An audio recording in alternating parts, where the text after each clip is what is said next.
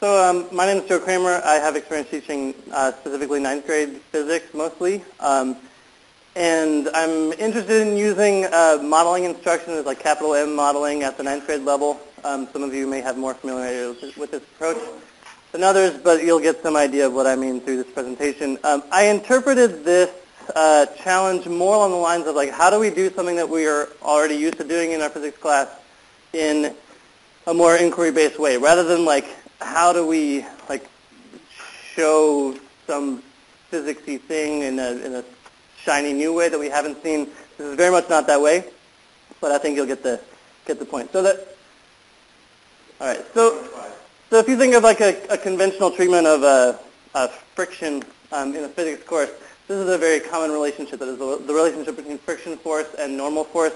You'll often see this table.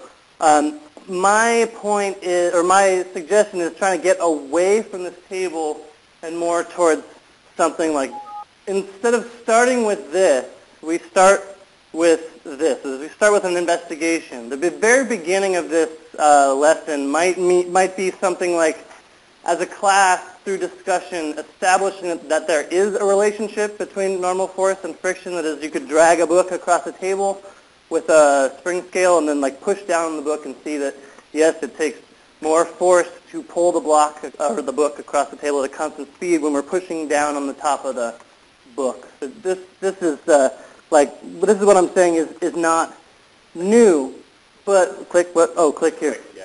Okay. But the point is that we start with something that's entirely student-driven. Like I said, this procedure is basically what I'm talking about, and this is something that has been done in physics classes for ages. You're basically pulling this block across some surface with a spring scale, and then you can pile masses on the block, and you end up with something that looks like this. And this is a very simple procedure that students can develop themselves, and in like 15 minutes you can get something that looks really nice. That is, there's a proportional relationship between normal force and friction, and you can notice the error bars are really tight. Like it's an easy experiment to do, is basically what I'm saying. So immediately we have two representations of this relationship between normal force and friction. We've got a graphical relationship that, as we can see graphically, that as this normal force increases, the friction increases proportionally. And we can fit a slope to this relationship, which we will define as the coefficient of friction. This, in modeling terms, would be referred to as an operational definition of the coefficient of friction. That is, we're defining this value as, we're defining it in terms of the process by which we measure the value. So the definition of the value is in the experiment. So I'm trying to draw a distinction between this and this. And you might look at this and say, like, those look pretty similar. What's the difference here? But the difference, I'd say, is in eliminating this table from the discussion. Students never even see that. And we focus on this here. That is, we're defining this value for the specific experimental conditions that we worked with. I think that there's a lot of power in specifically with this very complex phenomenon of friction, emphasizing that by making a few measurements, we can make pretty good predictions about this extremely complex phenomenon that depends on the specific makeup of the materials, the temperature, and the humidity in the room, all these things. For an engineer, it's always important to actually make the measurements that are relevant to this value. But in a physics class, we often might overlook that. And we say, like, okay, for copper rubbing against steel, this is the number we care about. Often that's just not true. Like, if there's water involved, then all of a sudden that's not true anymore. So instead of overlooking these complications, we're emphasizing them and saying, like, we're going to focus on this specific situation. So I'd say the advantages of starting with this experiment are when a student sees a problem and comes across this value, they're immediately triggered into thinking of the experiments they did, thinking about the relationship in terms of the experience that they had, rather than just like some value that they've done other physics problems with. So I'd like to. So this is kind of like along the lines of a, like I said, a modeling instruction approach to something that people do already and people have emphasized in physics classes for a long time. I'd, however, suggest that there's a lot of power in going further than this to, again, prompt students to come up with or to investigate a situation that they think might not be a situation that the model could not be applied towards. That is, rather than focusing entirely on situations where the model is relevant, we try to look for some situations where the model isn't relevant anymore. Students would interpret this maybe as like, how can we mess with the friction? Like if we pull on something that's slippery, or if we pull on like some soft squishy rubber, if we use like glue or tape, then like maybe that's going to mess with things enough so that this really simple relationship between normal force and friction no longer holds up.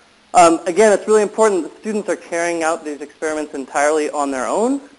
You would be basically turning students loose with this prompt and a bunch of stuff now that they have the basic procedure in mind with a more simple situation. It's going to take more time to do something that involves, ice or tape. Just like procedurally, it's going to be more complicated. But I would say that time is well spent. Some of these relationships that you would discover, the model works pretty well for, and you're going to discover situations where we can say, okay, it looks like our model applies here. There is still a proportional relationship between normal force and friction. Some of them don't work as well. These are data that I collected for a block that's covered in masking tape. Notice the error bars are much larger. There's a lot of variation between measurements.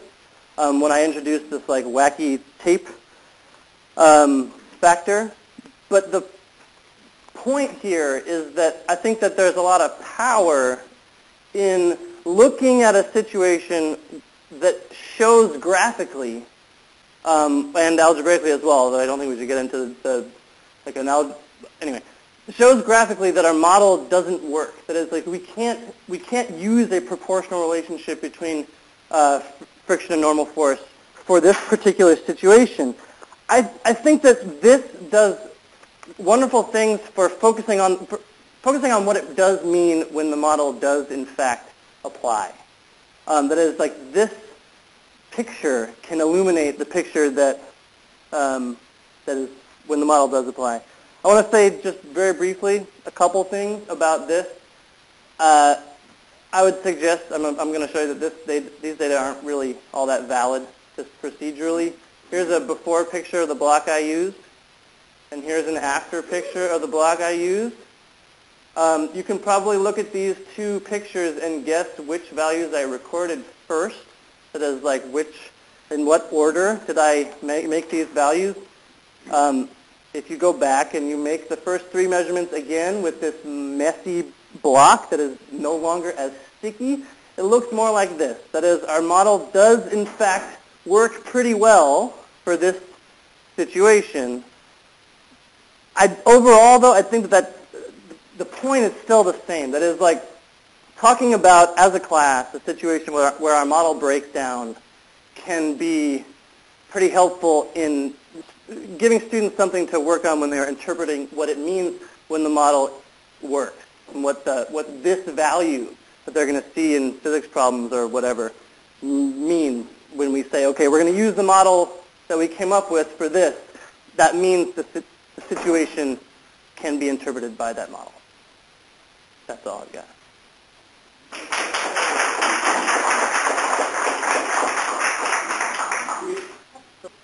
So the question is, like, how much would you emphasize the details of a specific situation where the model breaks down? Like, how much does that become a discussion? I would say it doesn't have to become a part of the discussion at all if you don't want it to. That is, like, for the ninth graders in that physics class, I don't think it's actually all that important. that they know the details of what happens when you pull a block covered in tape. I mean, I could show you some other stuff on like why experimentally this is really hard to investigate. Mostly, I think the power is in looking at more complicated situations so a student actually feels what it's like to pull on a block that's sticking to the whatever surface it is, and then like it slips, and then it's easier to pull after that. Like it's obvious that there's something more complicated going on there. I think that just recognizing it as more complicated is helpful for the simplification that we make. But I mean, it would be up to you how much you actually want to get into the details of